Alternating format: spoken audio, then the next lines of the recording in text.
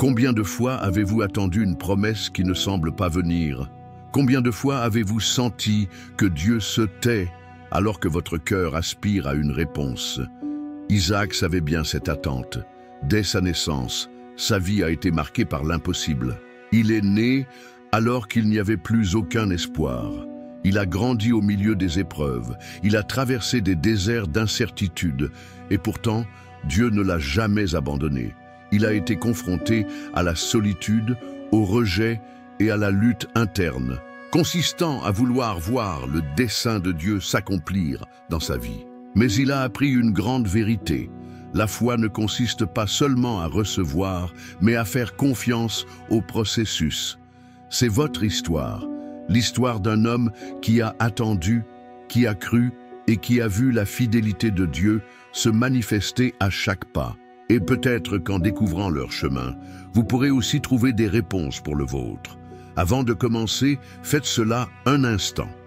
Si vous n'êtes pas encore abonné, cliquez sur le bouton d'abonnement et activez les notifications, afin que vous ne manquiez aucune histoire choquante de la Bible.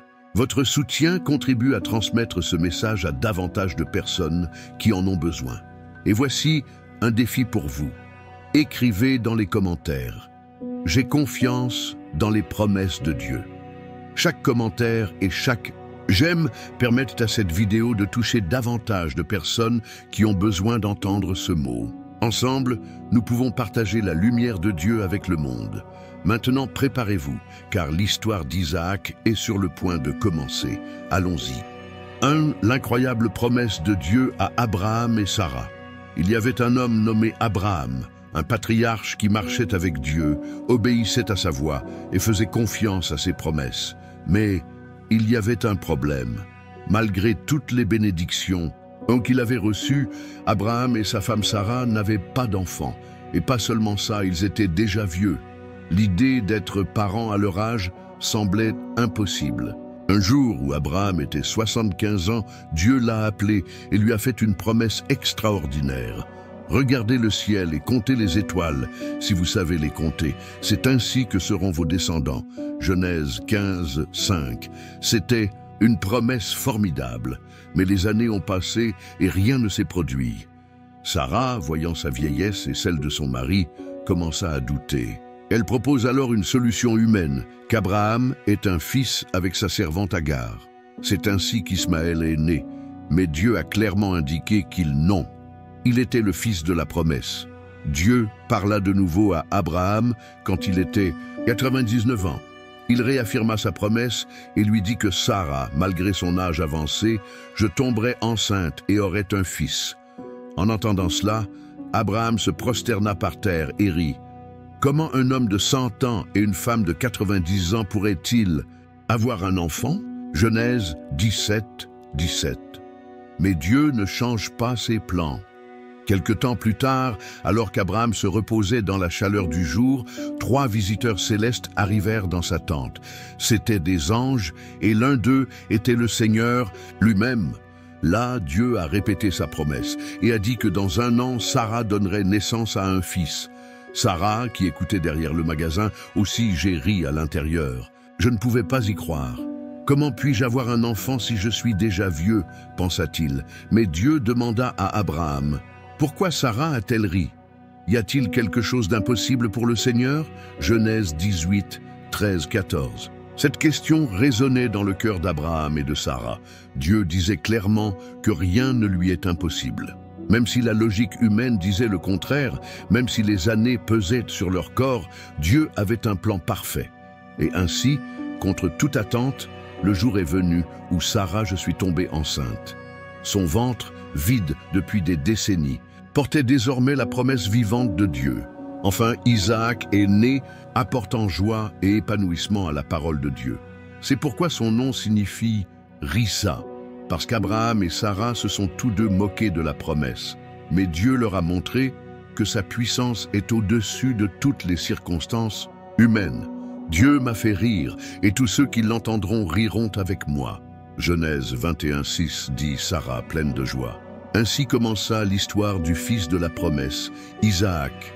un enfant né dans des circonstances miraculeuses et dont la vie serait marquée par un dessein divin. Mais l'histoire ne s'arrête pas là. Dieu allait encore tester la foi d'Abraham d'une manière qui changerait tout. À deux, l'épreuve de la foi, le sacrifice d'Isaac. Le temps a passé et Isaac a grandi sous la garde aimante de ses parents Abraham et Sarah. Depuis son enfance, il savait que sa naissance était un miracle, l'accomplissement d'une promesse divine. Mais ce que personne n'imaginait, c'est que Dieu mettrait à l'épreuve la foi d'Abraham d'une manière qui mettrait tout son être à l'épreuve. Une nuit, alors qu'Abraham dormait, Dieu lui parla clairement. « Prends maintenant ton fils, ton unique, Isaac, que tu aimes, et va au pays de Morija. Là sur la montagne que je te montrerai, offre-le en holocauste. » Genèse 22, 2. Le cœur d'Abraham trembla. Comment Dieu pouvait-il demander quelque chose d'aussi douloureux? Isaac n'était pas seulement son fils bien-aimé, mais aussi l'héritier de la promesse. Comment Dieu allait-il remplir son alliance si son fils devait mourir? Mais Abraham avait appris à faire confiance au Seigneur, même s'il ne comprenait pas son dessein. Dieu avait promis que d'innombrables descendants viendraient d'Isaac. S'il a demandé ce sacrifice, il doit avoir un plan plus grand. À l'aube, sans discuter ni retarder son obéissance, Abraham se leva tôt, sella son âne, prit 2 serviteurs et appela Isaac. Il emporta le bois de chauffage nécessaire au sacrifice et se dirigea vers le mont Morija. Pendant 3 jours, il voyageait en silence. Abraham, le cœur dans un tourbillon d'émotions, regarda son fils et se demanda comment Dieu résoudrait ce dilemme. Le 3e jour, il aperçut au loin le lieu désigné par Dieu. Puis il se tourna vers ses serviteurs et dit quelque chose de surprenant. « Attends ici avec l'âne. Le garçon et moi irons là-bas, adorerons, puis reviendrons vers vous. » Genèse 22, 5. Nous reviendrons. Abraham n'a pas dit « je reviendrai », mais « nous reviendrons », montrant qu'il avait confiance que Dieu avait un plan, même s'il ne pouvait pas le voir de ses propres yeux. Isaac, innocent et obéissant, marchait à côté de son père. À un moment donné, il a regardé autour de lui et a remarqué quelque chose d'étrange. « Mon père, voici le feu et le bois, mais où est l'agneau pour le sacrifice ?» Genèse 22, 7. Le cœur d'Abraham battait à tout rompre. Il regarda son fils avec amour et répondit avec une foi inébranlable « Dieu pourvoira à l'agneau pour l'holocauste, mon fils. » Genèse 22, 8. Et ils continuèrent à marcher. Lorsqu'ils atteignirent le sommet de la montagne, Abraham construisit l'autel, disposa le bois et avec une profonde douleur, il a attaché son fils Isaac. Isaac, dans sa jeunesse et sa force, aurait facilement pu fuir ou résister, mais il avait confiance en son père et en Dieu. Il s'est laissé lier et a remis sa vie entre les mains de son Créateur. Le moment décisif était arrivé. Les larmes aux yeux et l'âme déchirée, Abraham leva le couteau prêt à obéir à Dieu jusqu'au bout. Mais juste au moment où il était sur le point de sacrifier son fils, quelque chose d'incroyable s'est produit. « Abraham, Abraham !» C'était la voix d'un ange qui l'appelait du ciel. Abraham arrêta immédiatement sa main. « Ne posez pas la main sur le garçon et ne lui faites pas de mal. Maintenant je sais que tu crains Dieu, car tu ne m'as pas refusé même ton fils unique. » Genèse 22, 12. Abraham, le cœur battant, regarda autour de lui. Et là, coincé dans un fourré, j'ai vu un bélier. Dieu avait pourvu au sacrifice à la place d'Isaac. Avec un mélange de soulagement et d'adoration, Abraham prit le bélier et l'offrit en holocauste sur l'autel. Et il appela cet endroit Jéhovah Jireh, ce qui signifie « le Seigneur pourvoira ». Genèse 22, 14. Dieu a non seulement testé la foi d'Abraham, mais aussi confirmé sa promesse qu'il ferait de ses descendants une nation aussi nombreuse que les étoiles du ciel et le sable de la mer. Isaac, ayant fait l'expérience directe de la fidélité de Dieu, descendit vers son père, comprenant que le Dieu de son père était un Dieu de promesses et de miracles. Cet événement marquera à jamais la vie d'Isaac, un Dieu qui teste, mais qui pourvoit également. 3. La jeunesse d'Isaac et sa vie dans le désert. Après la grande épreuve sur le mont Moria, Isaac a continué à grandir sous l'ombre de son père Abraham, apprenant à vivre dans la foi et l'obéissance à Dieu. Même si sa vie n'a pas été marquée par la même intensité d'épreuves que celles auxquelles son père a été confronté, Isaac a eu son propre chemin d'apprentissage et de croissance. Dès son plus jeune âge, Isaac était un garçon calme et réfléchi. Contrairement à son frère Ismaël, qui avait un tempérament fort et rude, Isaac était plus paisible, plus serein. Il avait hérité de son père non seulement la foi, mais aussi la responsabilité de réaliser la promesse divine, la vie dans le désert. Isaac a grandi dans la région de Canaan, une terre aride, avec des paysages de collines dorées et de vastes pâturages. Comme son père, il est devenu berger de moutons et de bovins, gérant sagement les richesses et les biens que Dieu leur avait donnés. Le désert était un endroit difficile. Pendant la journée, le soleil brûlant transformait le sable en four, tandis que la nuit, des vents froids soufflaient sans pitié. Mais Isaac, tel un véritable fils d'Abraham, a appris à survivre en faisant confiance aux provisions de Dieu. Il a vu son père ériger des autels partout où Dieu lui parlait. Il a vu Abraham prier avec ferveur et dépendre entièrement du Seigneur. Au fil du temps, ces leçons ont pris racine dans son cœur, marquant leur caractère et renforçant leur relation avec Dieu. Rencontres avec des étrangers et défis en Canaan. La vie dans le désert ne consistait pas seulement à élever des moutons et à chercher de l'eau. Cela signifiait également vivre avec d'autres tribus et peuples qui habitèrent la région. À de nombreuses reprises, les habitants de Canaan regardaient d'un mauvais œil la prospérité croissante d'Abraham et de sa famille. Isaac a été témoin de la façon dont son père devait se déplacer d'un endroit à un autre pour éviter les conflits. Il a vu comment les rois de la région tentaient de nouer des alliances et en même temps, comment certains tentaient de leur retirer leur puits d'eau, indispensable à la survie sur ces terres arides. Avec le temps, Isaac comprit que même si Dieu leur avait promis Canaan, il y avait des défis dans ce pays. Il faut apprendre à faire confiance à Dieu et à agir avec prudence au milieu des tensions avec les autres peuples. Les conversations entre Abraham et Isaac. La nuit, près du feu de camp, Abraham racontait des histoires à son fils. Isaac, souviens-toi toujours que nos vies sont entre les mains du Tout-Puissant. Il m'a fait sortir d'Ur des Chaldéens et m'a promis un pays pour nos descendants. Mais plus que la terre, la chose la plus précieuse est sa présence. Sans Dieu, nous ne sommes rien. Isaac écoutait attentivement. Il savait qu'un jour, son père partirait et que toute cette responsabilité lui incomberait. Seriez-vous prêt à perpétuer l'héritage? Le garçon méditait sur les paroles de son père et se demandait à quoi ressemblerait son avenir. Avec qui épouserais-tu? Serait-il capable de diriger sa famille avec la même foi inébranlable qu'Abraham? Mais Dieu avait déjà tout prévu. Très vite, Isaac va vivre l'un des moments les plus importants de sa vie. La rencontre avec Rebecca, la femme qui allait changer son destin. Attention, n'y allez pas, car le plus choquant est encore à venir. Isaac a été confronté à des moments d'incertitude, à des épreuves qui semblaient sans réponse, et à une attente qui a mis sa foi à l'épreuve. Mais Dieu ne l'a jamais laissé seul. Et maintenant, je veux que vous réfléchissiez à quelque chose. Combien de fois avez-vous senti que Dieu se taisait? Combien de fois avez-vous attendu une réponse qui ne semble pas venir? Continuez à regarder, car dans les prochaines minutes, vous découvrirez comment l'histoire d'Isaac peut éclairer votre propre chemin. Et si ce contenu touche votre vie, pensez à laisser votre j'aime et à écrire dans les commentaires « J'espère en Dieu ». Continuons ensemble jusqu'à la fin de cette incroyable histoire. 4. La rencontre avec Rebecca. Un mariage à but divin. Le temps passa et Abraham, désormais vieux, commença à s'inquiéter de l'avenir de son fils Isaac. Dieu avait promis que ses descendants seraient innombrables, mais pour cela, Isaac avait besoin d'une femme. Cependant, Abraham savait que son fils ne pouvait pas épouser une femme de Canaan, parce que ce peuple n'adorait pas le vrai Dieu.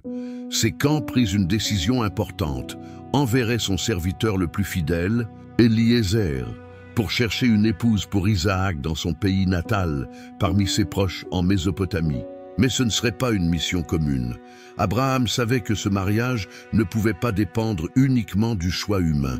Dieu lui-même devait guider cette rencontre. La mission d'Eliezer, foi et dépendance à l'égard de Dieu. Avec un cœur plein de responsabilités, Eliezer partit en voyage. Le voyage fut long, plus de 800 kilomètres, traversant des montagnes, des rivières et de vastes déserts. Il emportait avec lui 10 chameaux chargés de richesses, de cadeaux et de provisions, car il n'allait pas simplement chercher une épouse, mais demander la main d'une femme qui participerait à l'accomplissement de la promesse de Dieu. Alors, et qu'il avançait, son cœur était rempli d'une question: comment trouver la bonne femme pour Isaac? La mission était énorme, mais il savait que Dieu pouvait le guider. Ô Jéhovah, Dieu de mon Seigneur Abraham, je prie pour que tu réussisses. Dans ma voie, j'ai atteint le puits où les femmes de la ville viennent puiser de l'eau. Qu'il en soit ainsi. La jeune femme à qui je dis « Donnez-moi à boire » et qui offre aussi de l'eau à mes chameaux, soit celle que vous avez choisie pour votre serviteur Isaac. Genèse 24, 12-14. Eliezer. Il ne faisait pas confiance à sa propre sagesse, mais à la direction de Dieu. Et avant d'avoir fini de prier, une jeune femme apparut dans le puits. La rencontre au puits, le signe de Dieu. La jeune femme était Rebecca, belle et noble de cœur.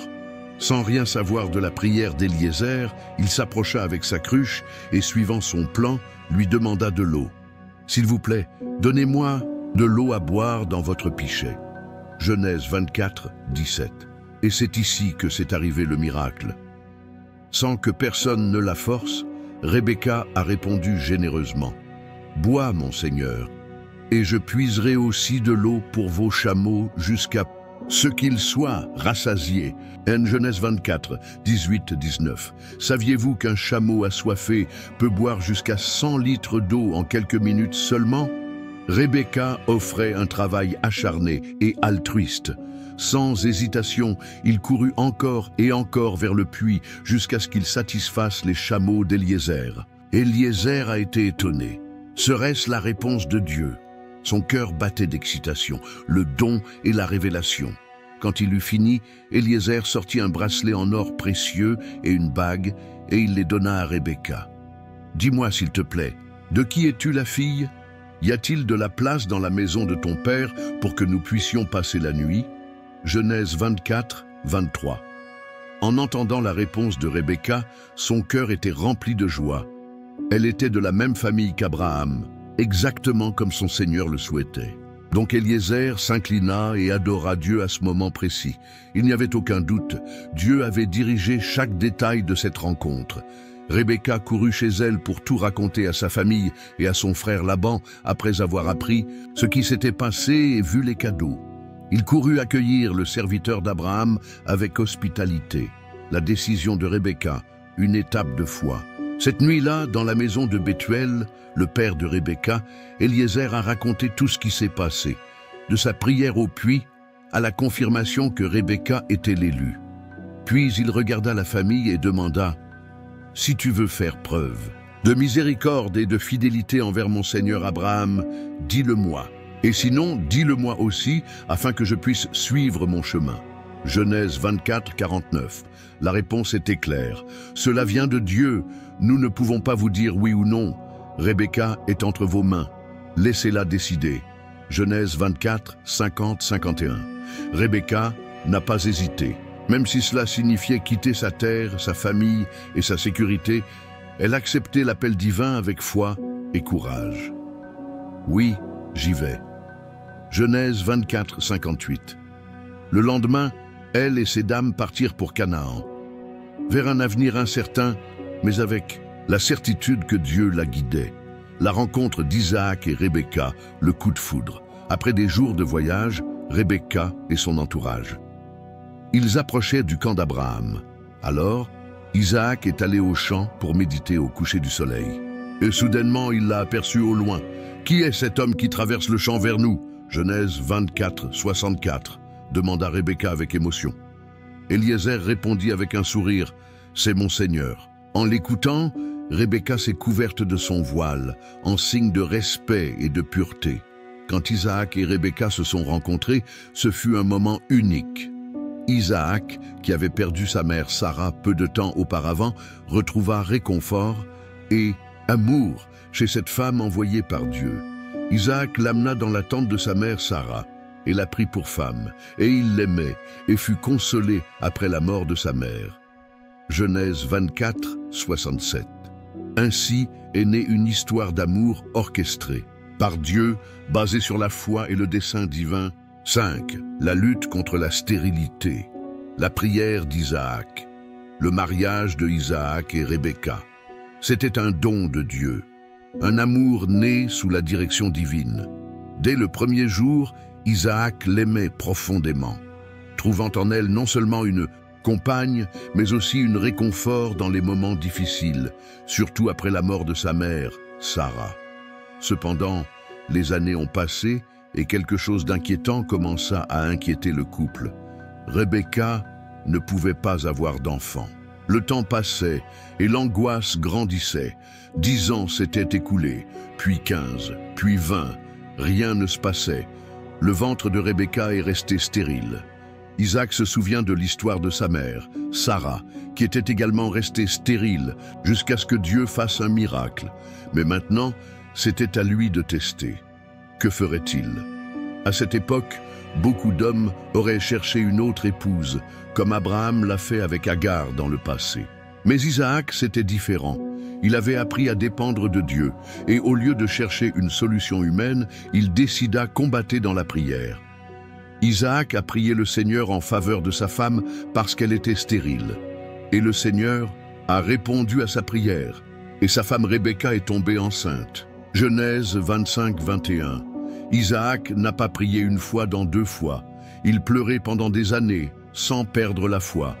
À chaque lever et chaque coucher de soleil, il se prosternait devant Dieu, demandant un miracle. « Seigneur, tu as fait une promesse à mon père Abraham. Tu as dit que ma descendance serait comme les étoiles du ciel et le sable de la mer. Ne tiendras-tu pas ce que tu as promis? Dieu, j'écoute la prière d'Isaac. » Et un jour, après 20 ans d'attente, Rebecca a finalement conçu. Cependant, quelque chose d'étrange commença à se produire dans son ventre. Les mouvements étaient intenses, comme s'il y avait une bagarre en elle. Rebecca a ressenti une douleur inhabituelle, quelque chose qu'aucune autre femme enceinte n'a décrite. Inquiète, elle chercha le Seigneur dans la prière et il lui révéla quelque chose de surprenant. 2 nations sont dans ton sein et 2 peuples seront divisés dès ton sein. Un peuple sera plus fort que l'autre et le plus âgé servira le plus jeune. Genèse 25, 23. Rebecca n'a pas porté seule un fils, mais 2 lacs.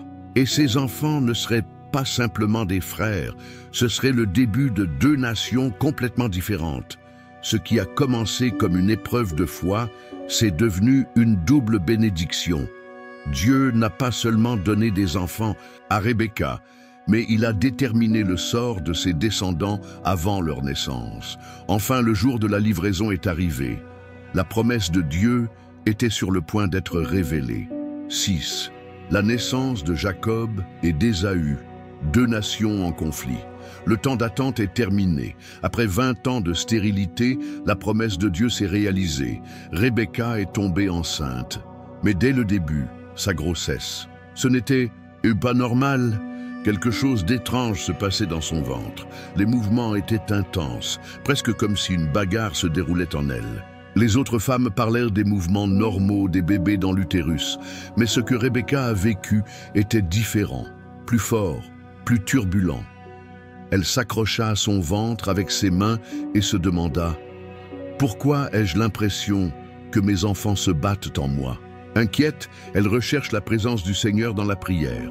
Et Dieu lui donne une révélation qui changera à jamais sa vie et l'histoire de sa descendance. Il y a 2 nations dans ton sein, et 2 peuples seront séparés dès ton sein. Un peuple sera plus fort que l'autre, et les plus âgés serviront les plus jeunes. Genèse 25, 23. Quel mot puissant! Dieu ne lui a pas seulement dit qu'il aurait jumeaux, mais depuis le ventre de ma mère, leur destin était déjà planifié. Ils ne seraient pas seulement frères, ce seraient deux nations complètement différentes. Le jour de la naissance, une scène prophétique. Enfin, le jour de la livraison est arrivé. Rebecca a ressenti les douleurs intenses de l'accouchement et avec l'aide des femmes de la famille, elle a donné naissance à son premier enfant. Cet enfant, c'était différent. Sa peau était rougeâtre. Son corps était couvert de nombreux poils, comme s'il était déjà né avec des vêtements en laine. C'est pourquoi il l'appelait Ésaü, ce qui signifie « poilu ». Mais la chose la plus surprenante s'est produite quelques instants plus tard. Alors son frère sortit, la main tenant le talon d'Ésaü, et il s'appelait Jacob. Genèse 25, 26. Jacob est né en tenant le talon de son frère aîné, comme s'il essayait de le devancer. C'était un symbole de ce qui allait se passer dans le futur. Son nom, Jacob, signifie « celui qui prend par le talon » ou « celui qui se fait passer pour ». Dès sa naissance, la rivalité entre ses deux frères était marquée. Enfance et personnalité opposées. Les années ont passé et les enfants ont grandi. Ils étaient complètement différents par leur apparence, leur caractère et leur mode de vie. Ésaü, c'était un homme de la campagne, fort et rude, doté d'une aptitude innée pour la chasse. Il aimait courir à travers les champs, suivre les sentiers et attraper des animaux. Il adorait l'adrénaline du plein air. Jacob, en revanche, était plus calme, un jeune homme qui préférait rester à la maison, apprendre et observer. Il n'était ni un guerrier ni un chasseur, mais il était rusé et savait utiliser l'intelligence à son avantage. Son père, Isaac, aimait Ésaü parce qu'il lui apportait de la viande de gibier et qu'il était le genre de fils fort que tout homme souhaiterait. Mais sa mère, Rebecca, aimait Jacob parce qu'il voyait en lui un personnage différent, plus réfléchi et stratégique. Depuis l'enfance, leurs différences sont devenues plus évidentes. La prophétie que Dieu a donnée à Rebecca commençait à se manifester. Ce qu'aucun d'eux n'imaginait, c'est qu'une simple assiette de nourriture allait changer à jamais l'histoire de ses deux frères et de leurs descendants. 7. Isaac et la prospérité au pays des étrangers. Isaac a grandi pour devenir un homme de foi, tout comme son père Abraham. Dieu avait un but dans sa vie, et bien que son caractère soit plus paisible et réservé, il ferait face à des défis qui mettraient à l'épreuve sa confiance dans le Seigneur. Après la mort d'Abraham, Isaac a hérité de toute sa richesse, du bétail, des serfs, des terres et une grande réputation auprès des villes voisines. Cependant, à cette époque, une grande famine frappa le pays, semblable à celle qui s'était produite à l'époque de son père. Il y eut une famine dans le pays, outre la première famine qui eut lieu du temps d'Abraham, et Isaac se rendit à Guérar, où régnait Abimélec, roi des Philistins. Genèse 26, 1. Isaac j'ai dû prendre une décision, rester en Canaan et risquer de tout perdre, ou partir en Égypte à la recherche de nourriture. L'Égypte était une terre fertile grâce au Nil, mais c'était aussi un lieu d'idolâtrie et de danger spirituel. Quand j'étais sur le point de partir, Dieu lui a parlé clairement. « Ne descendez pas en Égypte, habite dans le pays que je te dirai. Restez dans ce pays, et je serai avec vous, et je vous bénirai. Car à vous et à vos descendants, je donnerai tous ces pays. » Genèse 26, 2, 3. C'était une instruction claire. Isaac devait rester à Guérar, au pays des Philistins, et j'ai confiance que Dieu le soutiendrait au milieu de la crise, la bénédiction au milieu de la famine. Isaac obéit et s'installa à Guérar. Mais la chose la plus surprenante s'est produite. Bien que la famine frappe la région, Dieu a fait prospérer Isaac d'une manière surnaturelle. Isaac sema dans ce pays et récolta cette année-là au centuple, et le Seigneur l'a béni. Genèse 26, 12. À une époque où personne ne pouvait rien récolter, Isaac obtenu une récolte extraordinaire. Son bétail grandit, sa richesse augmenta et sa renommée se répandit dans toute la région. Les Philistins commencèrent à l'envier. Ils n'ont pas compris comment pourrait-il prospérer en période de disette. Tandis qu'ils subissaient des pertes, Isaac devint de plus en plus puissant. et l'homme devint riche et prospéra et devint grand jusqu'à devenir très puissant. Genèse 26, 13, envie a grandi parmi les Philistins, au point qu'ils ont commencé à le saboter. Ils bouchèrent les puits que leur père Abraham avait creusés, essayant d'arrêter sa croissance. Enfin, Abimélec, le roi des Philistins, lui demanda de partir. « Éloigne-toi de nous, car tu es devenu bien plus puissant que nous. » Genèse 26, 16. Isaac ne voulait pas entrer dans des conflits. C'était un homme paisible. Il a donc décidé de déménager et de trouver un nouveau logement. Mais même dans le désert, Dieu était toujours avec lui. Ce qu'Isaac ne savait pas encore, c'est que sa relation avec les Philistins, ce n'était pas encore fini. Un nouveau défi l'attendait. Arrêtez-vous un instant. Cela peut changer votre vie. Parfois, l'attente peut être épuisante. Vous priez, vous faites confiance, mais le temps passe et rien ne semble se passer. C'est ce qu'Isaac a ressenti à plusieurs moments de sa vie. Mais il y a quelque chose dont vous devez vous rappeler. Dieu n'oublie jamais ce qu'il a promis. Si vous avez déjà senti que Dieu se tait, je vous invite à continuer à regarder, car la suite pourrait vous apporter la réponse que vous attendiez. Et avant de continuer, dites-moi dans les commentaires, quelle est la promesse que vous attendez? Ensemble, nous déclarerons que Dieu l'accomplira en son temps parfait. Avançons. 8. Le puits de confinement et de paix avec Abimélec. Isaac avait prospéré à Guérar grâce à la bénédiction de Dieu, mais sa croissance suscita envie et ressentiment parmi les Philistins. Les habitants de la terre ne pouvaient pas comprendre comment quelqu'un pouvait autant prospérer en temps de crise. Voyant que la main de Dieu était avec Isaac, au lieu d'apprendre de lui, ils commencèrent à saboter votre réussite. Et tous les puits que les serviteurs de son père Abraham avaient creusés de son temps, les Philistins les bouchèrent et les remplirent de terre. Genèse 26, 15. Alors, les puits étaient une source de vie. Sans eau, les troupeaux mouraient, les terres s'asséchaient et les gens ne pouvaient pas survivre. Boucher un puits était un acte hostile, le signe d'une guerre silencieuse. Mais Isaac, au lieu de se battre, il a choisi la paix. Abimélec le chasse du pays. Le roi Abimélec, voyant qu'Isaac devenait de plus en plus puissant, il a décidé de lui demander de partir. « Éloigne-toi de nous, car tu es devenu bien plus puissant que nous. » Genèse 26, 16. Isaac, j'aurais pu me battre. Il aurait pu défendre son droit au séjour, puisqu'il ne volait rien à personne.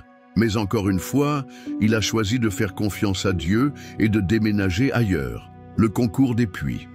Isaac et ses serviteurs. Ils s'installèrent dans la vallée de Guérar et là, ils recommencèrent. Ils ont creusé un puits d'eau vive, une source qui pourrait nourrir son bétail et son peuple. Mais les bergers de Guérar, ils sont venus et ont réclamé le puits comme le leur. Et les bergers de Guérar se disputèrent avec les bergers d'Isaac, disant « L'eau est à nous ». Genèse 26, 20. Isaac a bien appelé ça « je tombe », ce qui signifie « concours ». Eh bien, il y a eu une bagarre à propos de lui. Mais, au lieu de se battre, a cédé et a déménagé dans un autre endroit. Là, ils ont creusé un autre puits. Mais encore une fois, les hommes de Guérar vinrent se disputer et l'enlevèrent. Il a bien appelé ça « minuscule », ce qui signifie « hostilité », car au lieu de trouver la paix, il a trouvé l'opposition. Isaac, j'aurais pu me décourager, il aurait pu penser que la bénédiction de Dieu n'était plus avec lui. Mais il n'a pas abandonné. Il bougea encore une fois et creusa un troisième puits. Cette fois, personne ne s'est battu pour lui. Enfin, il avait trouvé un lieu de repos et de prospérité, et il appela son nom Rehoboth, car il dit « Maintenant l'Éternel nous a fait prospérer, et nous serons féconds dans le pays. » Genèse 26, 22, une rencontre surprise avec Abimélec. Juste au moment où Isaac pensait que son histoire avec les Philistins était terminée, quelque chose d'inattendu se produit. Le roi Abimélec vint de Guérar pour aller à sa rencontre. Isaac, surpris, lui demanda « Pourquoi es-tu venu vers moi si tu me hais et si tu m'as chassé de ton pays ?» Genèse 26, 27. Mais cette fois, Abimélec, cela ne s'est pas accompagné d'hostilité. Nous avons clairement vu que Jéhovah est avec vous. Alors faisons un pacte entre nous pour ne pas nous faire de mal. Genèse 26, 28, 29. Les Philistins, qui autrefois ils avaient méprisé Isaac, maintenant ils reconnaissaient que la main de Dieu était sur lui. Ils voulaient faire la paix avec lui, car ils comprenaient qu'ils ne pouvaient pas lutter contre quelqu'un qui avait la faveur du Tout-Puissant. Alors Isaac préparait un banquet, et le lendemain matin, ils ont scellé un pacte de paix. Et ils se levèrent de bon matin et se jurèrent les uns aux autres. Puis Isaac les renvoya, et ils partirent en paix. Genèse 26, 31. Et comme une confirmation divine, ce même jour, les serviteurs d'Isaac trouvèrent de l'eau au puits de Rehoboth. Dieu lui montrait que ceux qui lui font confiance ne seront jamais honteux. Isaac. Il avait vaincu l'envie et les conflits sans lever une seule épée. Il a choisi la patience plutôt que de se battre, et Dieu l'a honoré devant ses ennemis. 9. La cécité d'Isaac et la bénédiction trompée. Isaac avait vécu une vie d'obéissance et de prospérité sous la bénédiction de Dieu. Cependant, les années passèrent et la vieillesse commença à faire des ravages. Ses cheveux sont devenus blancs, sa force a diminué et sa vue s'est affaiblie jusqu'à devenir pratiquement aveugle. Il savait que son temps sur terre touchait à sa fin. Et il était temps béni son premier-né, Ésaü, transmettant l'autorité et l'héritage spirituel de la famille. Cette bénédiction n'était pas un simple souhait d'un père envers son fils, mais un transfert divin des promesses, la même bénédiction qu'Abraham avait reçue de Dieu et qui doit maintenant continuer. Et il arriva, quand Isaac devint vieux et que ses yeux furent obscurcis, qu'il ne pouvait plus voir, qu'il appela Ésaü, son fils aîné, et lui dit « Mon fils ». Et il répondit « Me voici ». Genèse 27, 1. Isaac aimait profondément Ésaü, son premier-né. Malgré leurs différences, elle voyait en lui l'image d'un homme fort et capable, un chasseur capable de diriger la famille. « Voici, je suis maintenant vieux, je ne connais pas le jour de ma mort. Alors maintenant, prenez vos armes, votre carquois et votre arc, et allez sur le terrain et rapportez-moi du gibier. Fais-moi un bon ragoût comme je l'aime et apporte-le-moi à manger, afin que mon âme te bénisse avant de mourir. » Genèse 27, 2, 4. Rebecca écoute la conversation et élabore un plan. Mais quelqu'un d'autre écoutait cette conversation. Rebecca. Depuis que ses enfants étaient petits, elle avait reçu la prophétie selon laquelle le plus jeune, Jacob, serait l'héritier de la bénédiction. Les plus âgés serviront les plus jeunes. Genèse 25, 23. Rebecca, il savait qu'Ésaü n'avait pas le cœur nécessaire pour porter la promesse de Dieu. Il n'a pas apprécié son droit de naissance, l'avait déjà vendu à Jacob pour une simple assiette de lentilles, et aussi il avait épousé des femmes étrangères, désobéissant à la tradition familiale et causant des douleurs dans la maison. Quand Ésaü eut 40 ans, il prit pour femme Judith, fille de Béhéri le Hittite, et Basmath, fille d'Élon le Hittite, et c'était une amertume pour Isaac et Rebecca. Genèse 26, 34, 35. Voyant qu'Isaac allait donner sa bénédiction à Ésaü, Rebecca a agi rapidement.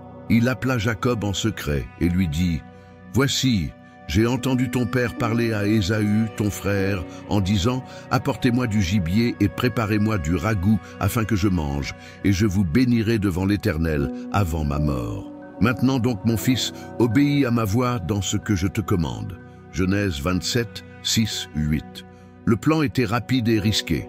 Jacob devait se déguiser en Ésaü, préparer un délicieux ragoût comme celui que son père aimait, et se présenter devant Isaac pour recevoir la bénédiction devant son frère, la peur de Jacob et la détermination de Rebecca. Jacob, bien qu'ambitieux, je n'en étais pas sûr. « Voici Ésaü, mon frère, est un homme poilu, et moi je suis chauve. Peut-être que mon père me trouvera et me considérera comme un trompeur, et que j'apporterai sur moi une malédiction, et non une bénédiction. » Genèse 27, 11, 12.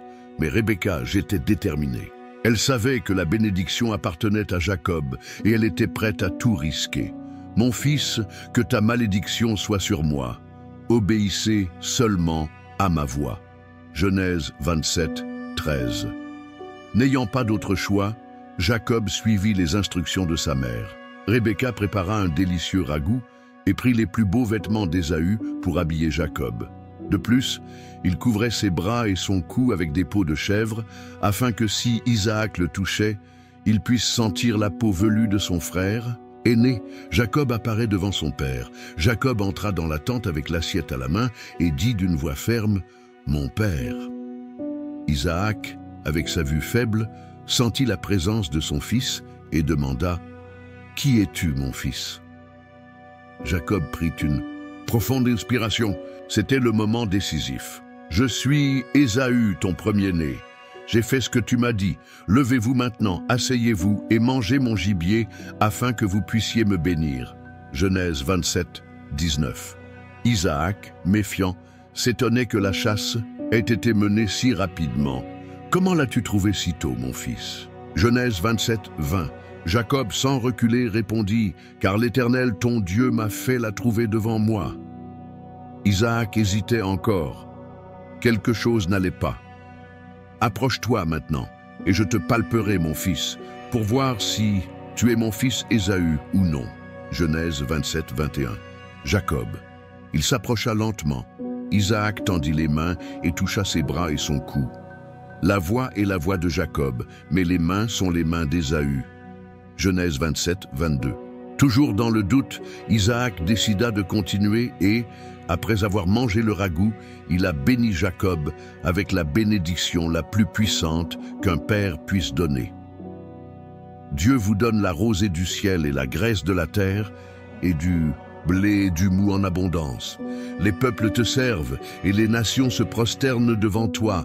Soyez maîtres de vos frères, et que les enfants de votre mère se prosternent devant vous. Maudits soient ceux qui vous maudissent, et bienheureux ceux qui vous bénissent. Genèse 27, 28, 29. L'arrivée d'Ésaü et la révélation de la tromperie. Jacob a quitté le magasin avec un cœur qui bat la chamade. Quelques minutes plus tard, Ésaü arriva de sa chasse prêt à recevoir sa bénédiction. « Lève-toi, mon père, et mange du gibier de ton fils, afin que tu me bénisses. » Genèse 27, 31. Isaac. Il frémit et trembla fortement. « Qui es-tu » ? « Je suis Ésaü, ton premier-né. » Alors, qui est celui qui vous a précédé et qui a déjà reçu la bénédiction, et ce sera béni. Genèse 27, 33. Ésaü, cria-t-il amèrement. Mon père, n'as-tu pas une bénédiction pour moi? Genèse 27, 34. Mais Isaac, je ne pouvais pas reprendre ce que j'avais déjà livré. Ton frère est venu trompeur et a pris ta bénédiction. Genèse 27, 35. À partir de ce moment, Ésaü détestait Jacob et jura de se venger. Quand mon père mourra, je tuerai mon frère Jacob. Genèse 27, 41. Rebecca, en entendant ça, il envoya Jacob chez son oncle Laban pour lui sauver la vie. Ce que Jacob ne savait pas, c'est que, bien qu'il ait reçu la bénédiction, sa tromperie lui apporterait des années de difficultés et d'épreuves. 10. La colère d'Ésaü et la fuite de Jacob. La tromperie de Jacob avait été consommée. La bénédiction qu'Isaac avait réservée à son fils aîné, Ésaü, appartenait désormais à Jacob. Le sort de deux nations avait été scellé en un seul instant. Mais ce que Jacob ne savait pas encore, c'est que bien qu'il ait obtenu la bénédiction, le prix qu'il paierait pour sa tromperie serait très élevé. Quand Ésaü comprit que son frère l'avait supplanté, sa fureur était incontrôlable. La colère brûlait dans sa poitrine comme un feu qu'on ne pouvait éteindre. Ésaü haïssait Jacob à cause de la bénédiction dont son père l'avait béni. Et il dit dans son cœur, « Les jours de deuil pour mon père approchent. Alors, je tuerai mon frère Jacob. » Genèse 27, 41. Rebecca découvre le plan d'Ésaü, mais Rebecca, toujours attentive, découvrit ce qu'Ésaü préparait. Le cœur de sa mère trembla. Elle aimait Jacob et savait que si elle ne faisait rien, son plus jeune fils ne vivrait pas longtemps. Immédiatement, Il a pensé à une solution. Il dut envoyer Jacob loin, très loin, avant qu'Ésaü puisse se venger. « Mon fils, écoute ma voix. Lève-toi et fuis vers la maison de mon frère Laban à Haran. Reste avec lui pendant un moment, jusqu'à ce que la colère de ton frère s'apaise. » Genèse 27, 43-44. Mais Rebecca savait qu'elle ne pouvait pas renvoyer Jacob sans raison valable, parce qu'Isaac l'aimait. Alors elle fut intelligente et parla à son mari. « Je suis fatiguée de la vie à cause des filles de Heth.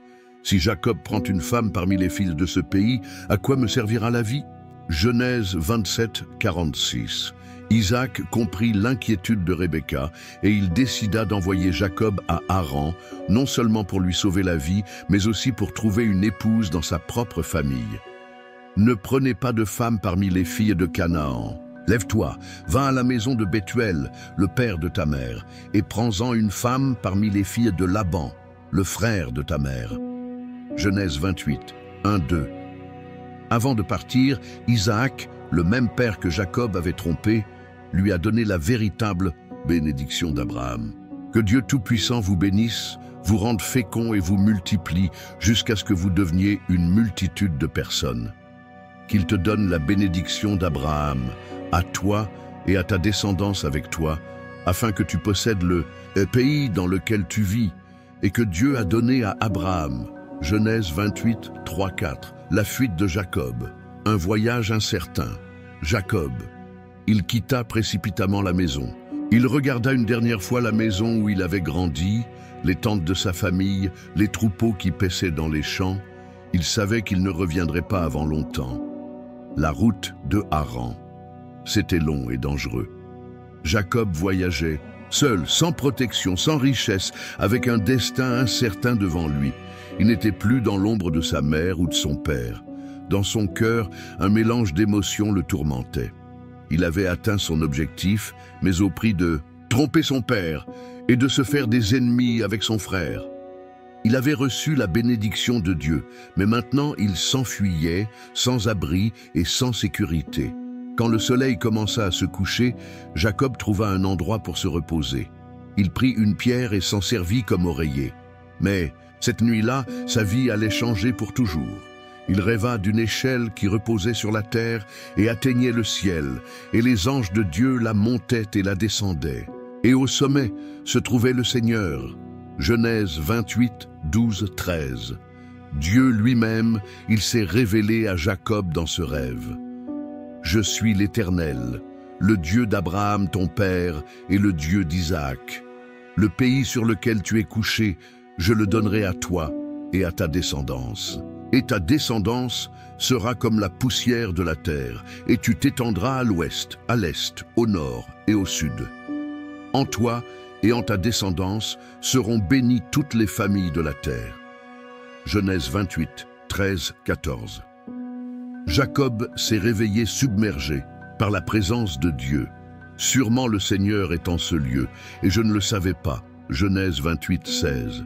Il a appelé cet endroit Béthel, qui signifie « maison de Dieu ». Malgré sa tromperie, malgré sa fuite, Dieu ne l'avait pas abandonné. Jacob, il a quitté sa maison pour fuir son frère, mais maintenant il avance avec la promesse de Dieu pour sa vie. 11. Les dernières années d'Isaac et le retour de Jacob. Isaac était devenu vieux. Ses années de vigueur et de force étaient derrière lui. Maintenant, sa vision était presque complètement éteinte. Ses mouvements étaient plus lents. Et sa voix, bien que toujours ferme, reflétait le poids des années.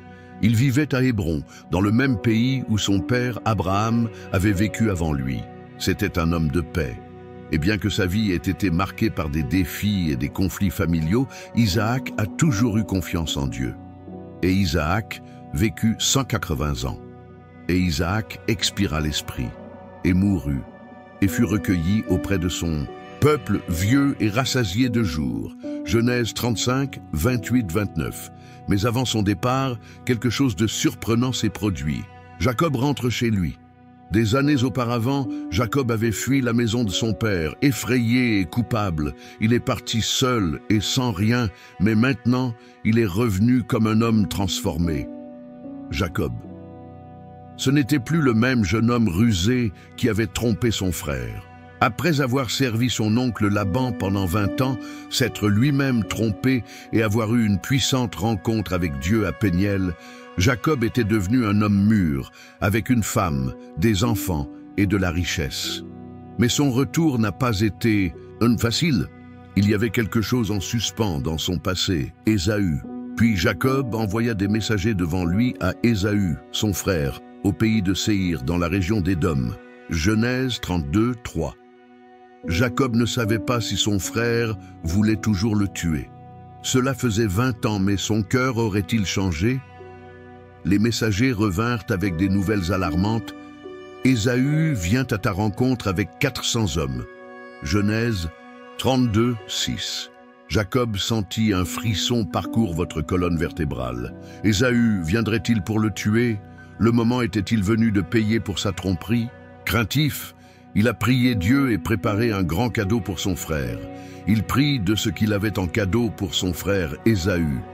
200 boucs, 20 boucs, 200 moutons, 20 béliers, 30 chameaux et leurs petits, 40 vaches, 10 taureaux, 20 ânes et 10 ânes. Genèse 32, 13, 15. Jacob envoya les cadeaux à l'avance, dans l'espoir d'apaiser le cœur de son frère. Mais la tension était énorme. Comment Ésaü réagirait-il? Quand ils se sont finalement rencontrés, il s'est passé quelque chose. Eux qui personne ne s'y attendait.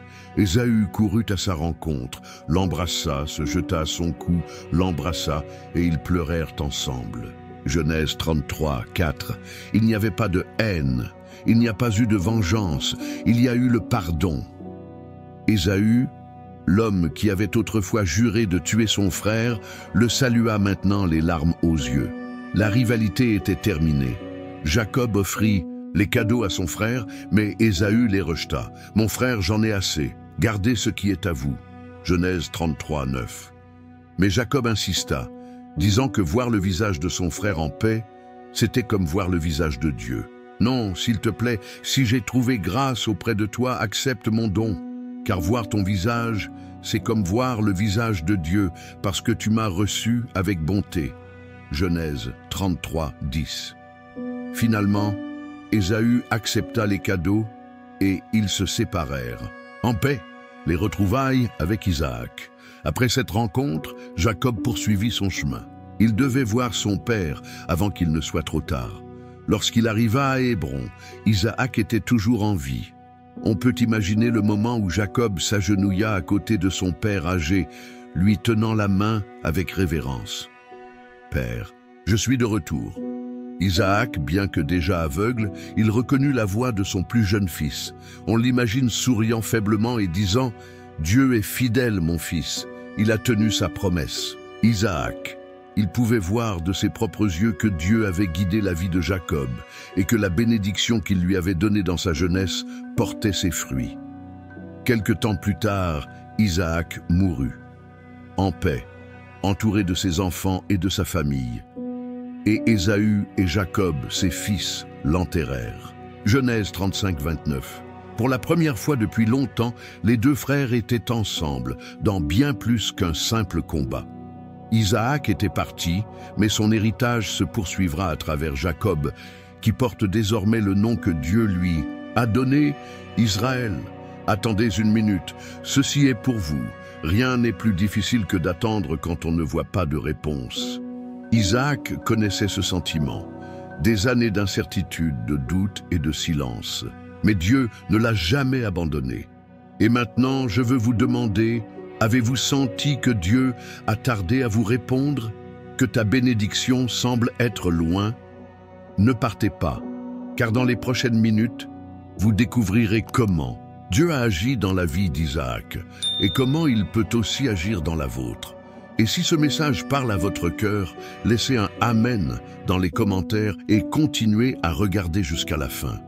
Le meilleur est à venir. 12. L'héritage d'Isaac, foi, patience et promesses tenues. Isaac était un homme de foi, même si son histoire ne comportait pas les mêmes épreuves extrêmes que celles de son père Abraham, ni les luttes constantes de son fils Jacob. Cependant, sa vie Elle a été marquée par la confiance en Dieu et la patience d'attendre l'accomplissement de ses promesses. Dès sa naissance, Isaac était un miracle vivant. Son existence était la preuve que Dieu tient sa parole, aussi impossible que cela puisse paraître. Sarah conçut et enfanta un fils à Abraham dans sa vieillesse, autant que Dieu lui avait dit. Genèse 21:2. Il est né de parents âgés, a survécu à l'épreuve du sacrifice sur le mont Moria, puis a hérité de la bénédiction que Dieu avait donnée à son père. Mais contrairement à Abraham et Jacob, Isaac, ce n'était pas un homme de grandes aventures ou de combats spirituels. Isaac, l'homme de patience et de paix. Isaac était un homme paisible, quelqu'un qui a préféré céder plutôt que de se battre, qui a choisi de s'attendre à Dieu au lieu d'agir seul. Quand la grande famine est arrivée, Dieu lui a ordonné de rester en Canaan au lieu d'aller en Égypte comme l'avait fait son père. Et il obéit. Ne descendez pas en Égypte, habite dans le pays que je te dirai. Genèse 26:2. Quand les Philistins, ils ont recouvert leur puits de terre, au lieu de déclencher une guerre, Isaac a simplement creusé de nouveaux puits. Puis il est parti de là et a creusé un autre puits. Genèse 26:22. Quand sa femme, je ne pourrai pas avoir d'enfant, n'a pas cherché de solution humaine comme Abraham l'a fait avec Agar. Au lieu de cela, il a prié avec ferveur et s'est attendu à Dieu. Isaac a prié le Seigneur pour sa femme parce qu'elle était stérile. Et le Seigneur exauça sa prière et Rebecca devint enceinte. Genèse 25:21. Le grand enseignement d'Isaac. Faites confiance à Dieu sans hâte. Isaac nous enseigne quelque chose de fondamental sur la foi. La foi n'est pas seulement pour les temps de crise, mais aussi pour les temps d'attente. Dieu travaille en silence et à son rythme, même si nous ne voyons pas toujours de grands miracles sur le moment. Parfois, la plus grande preuve de confiance n'est pas de lutter pour ce que Dieu nous a déjà promis, mais simplement d'attendre. Dans sa vie, il n'y a pas eu de grands conflits comme ceux de Jacob, et il n'a pas non plus dû quitter son pays comme Abraham. Son rôle dans l'histoire a été de tenir la promesse et d'être le pont entre une génération et une autre.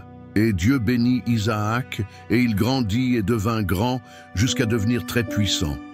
Genèse 26:12-13. La promesse réalisée chez ses descendants.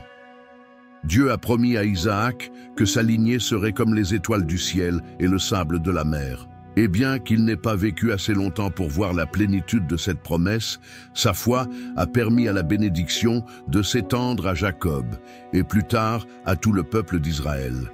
Ses enfants, ses descendants, seraient le début des 12 tribus qui formeraient le peuple élu de Dieu. Isaac est mort à l'âge de 180 ans. Pleinement satisfait de sa vie, sachant que la promesse de Dieu était en cours. Isaac rendit l'esprit, mourut et fut recueilli auprès de son peuple, vieux et rassasié de jours. Et Ésaü et Jacob, ses fils, l'enterrèrent. Genèse 35:29. Son histoire n'a pas été marquée par des guerres ou des actes héroïques. C'était l'histoire d'un homme qui croyait simplement. Et parfois, la plus grande foi n'est pas celle qui défie les montagnes, mais celle qui attendait patiemment et fait confiance à Dieu à chaque étape du chemin. 13. L'héritage d'Isaac. Foi, patience et promesse tenue. Isaac a vécu une vie marquée par obéissance et patience, deux vertus qui l'ont défini à chaque étape de son existence. Contrairement à son père Abraham, qui a quitté son pays, pour obéir à Dieu ou à son fils Jacob, qui a vécu une vie pleine de conflits et de défis, Isaac était le lien de la promesse, le pont entre les générations. Votre histoire, ce n'est pas plein de guerres ou d'actes héroïques, mais quelque chose de plus profond. Confiance totale en Dieu, même dans les moments d'incertitude. La foi en la promesse, du début à la fin. Dès sa naissance, Isaac était le fils de la promesse. Sa vie a commencé comme un miracle, puisque Dieu a donné un fils à Abraham et Sarah quand ils étaient vieux. C'était la preuve vivante que rien n'est impossible au Seigneur. Dieu m'a fait rire, et quiconque l'entendra rira avec moi. Genèse 21:6. Mais sa foi ne se reflétait pas seulement dans sa naissance. Tout au long de sa vie, Isaac a appris que faire confiance à Dieu signifiait aussi l'attendre sans désespérer. Lorsque son père, Abraham, l'emmena au mont Morija pour y être sacrifié, Isaac n'a pas résisté ni s'est rebellé. Même s'il s'agissait d'un jeune homme fort qui aurait facilement pu s'échapper, il a accepté la volonté de Dieu dans l'obéissance. Dieu pourvoira à un agneau pour l'Holocauste, mon fils. Genèse 22, 8. Isaac a vu de ses propres yeux comment Dieu a pourvu au moment précis. Un homme de paix au milieu de l'adversité. Isaac était aussi un homme de paix. Lorsqu'il vivait à Guérar et que Dieu lui fit prospérer, ses ennemis, il l'enviaient. Au lieu de prendre les armes et de se battre, il a cédé et a fait confiance à la justice de Dieu.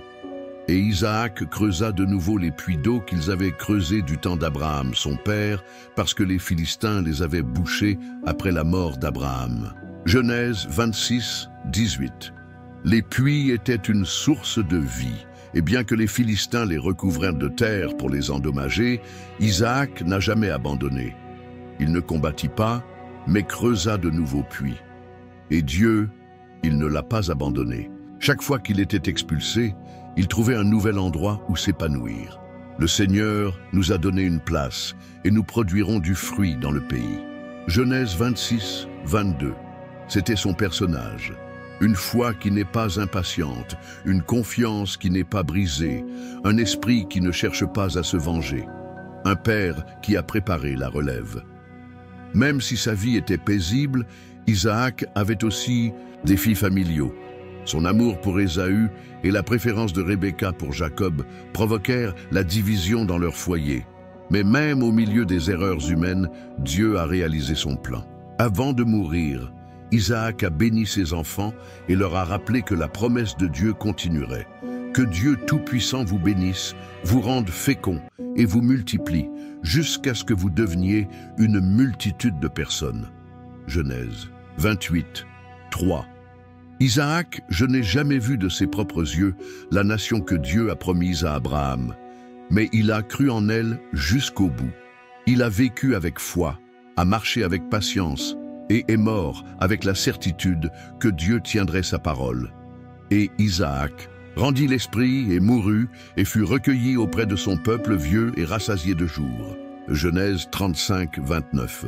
L'héritage d'Isaac, la foi qui soutient les générations Isaac, nous apprend une leçon inestimable.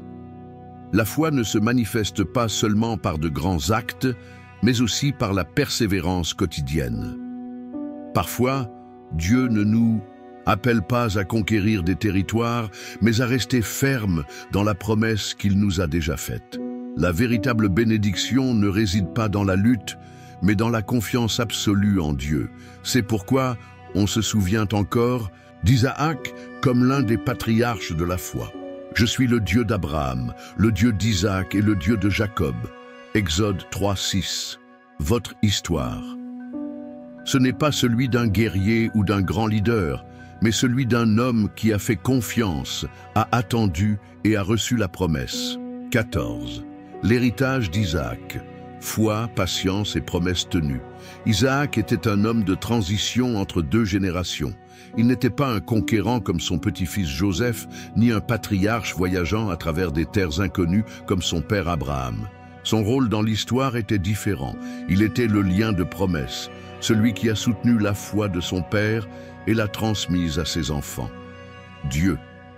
Il ne l'a pas appelé à une vie d'exploit, mais à une vie de persévérance. Et cela, en soi, est une grande leçon. Parfois, la foi la plus forte n'est pas celle qui défie les montagnes, mais celle qui reste ferme jour après jour, sans s'écarter du chemin de Dieu.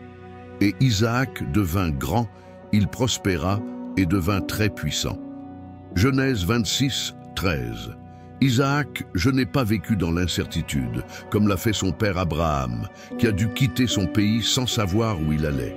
Il n'a pas non plus eu à se battre avec des anges et à faire face au rejet comme Jacob. Son plus grand combat a été d'apprendre à faire confiance à Dieu au milieu de l'attente. Isaac, un homme de paix dans un monde de conflit.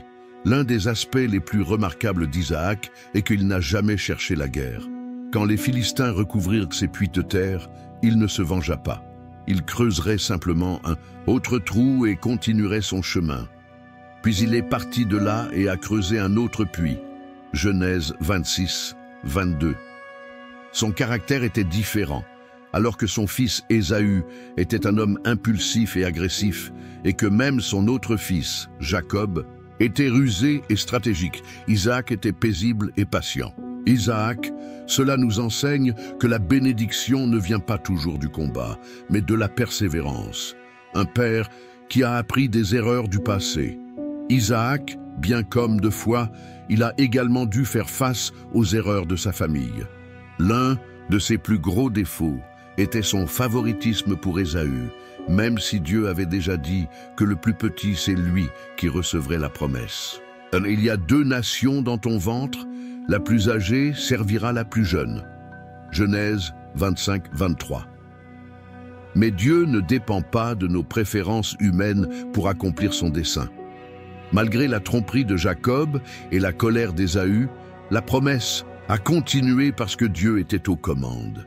Dans sa vieillesse, Isaac a vu son fils Jacob, l'élu de Dieu, se transformer en Israël, le père d'une nation.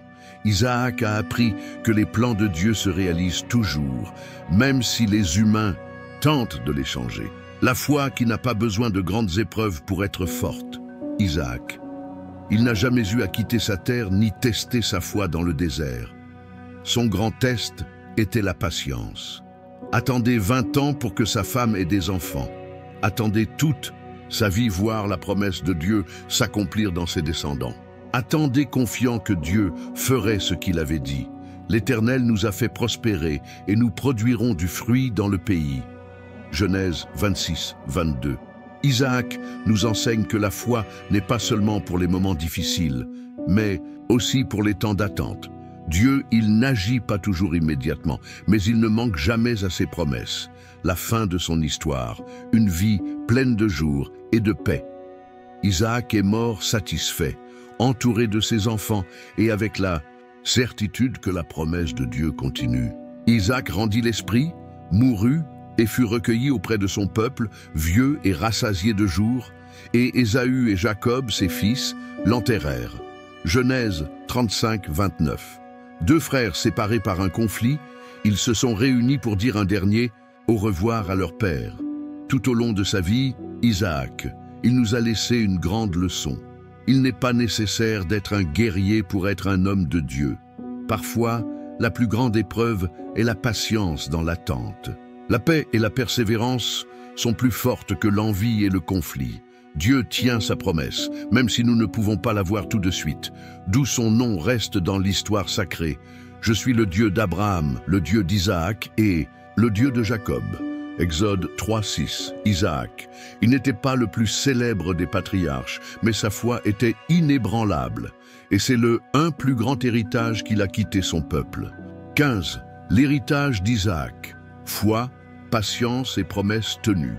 Isaac n'était pas un patriarche de grandes aventures comme Abraham, ni un homme de défis et de transformation comme son fils Jacob. Son histoire était différente, mais non moins importante. Isaac représente la foi qui attend en silence, la fidélité qui reste ferme au milieu de la routine et la patience qui soutient la promesse de Dieu au fil des années. Dieu l'a choisi non seulement pour être l'héritier d'Abraham, mais aussi pour être le pont entre les générations, l'homme qui perpétuerait la bénédiction sans dévier ni se détourner. Je suis le Dieu d'Abraham, le Dieu d'Isaac et le Dieu de Jacob. Exode 3, 6. Son nom a été scellé pour toujours dans l'histoire du peuple de Dieu, un homme de foi à chaque étape de la vie. Dès sa naissance, Isaac était le fils miracle, celui qui est arrivé quand il n'y avait plus d'espoir humain. Dans sa jeunesse, Dieu a testé sa foi sur le mont Moria, quand son père Abraham l'emmena pour le sacrifier.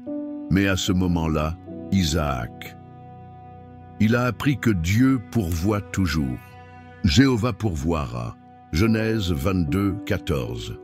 Quand est venu le temps de se marier, ce n'est pas lui qui a choisi sa femme, mais Dieu lui-même.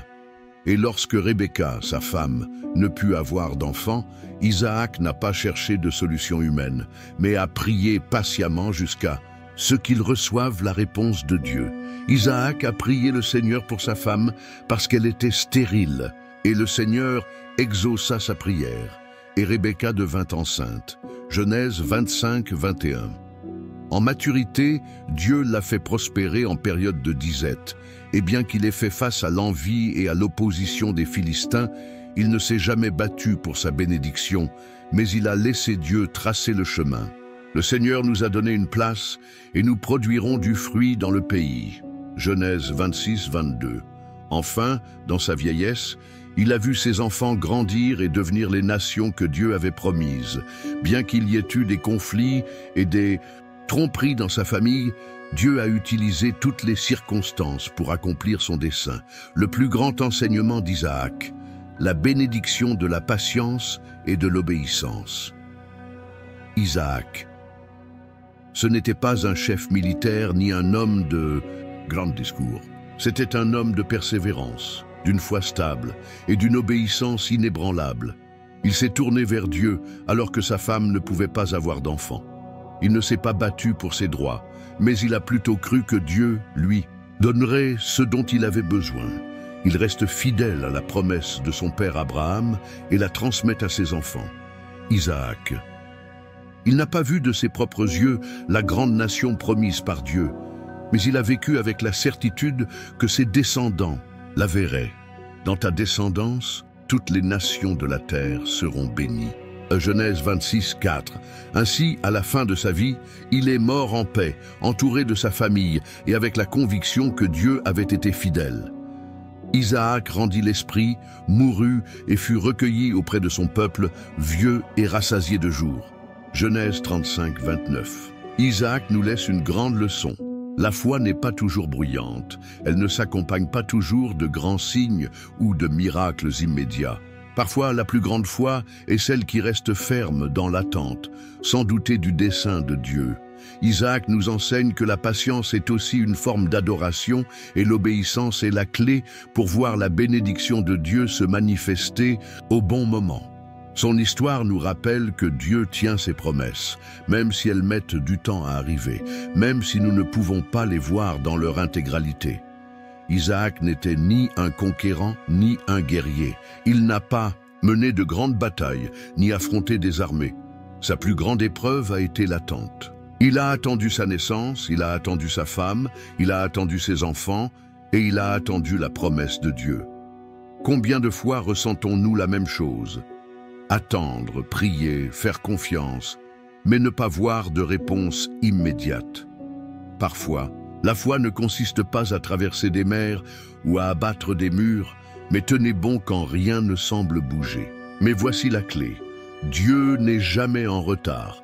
Isaac a vu de ses propres yeux la fidélité de Dieu, et cette même fidélité est toujours valable aujourd'hui.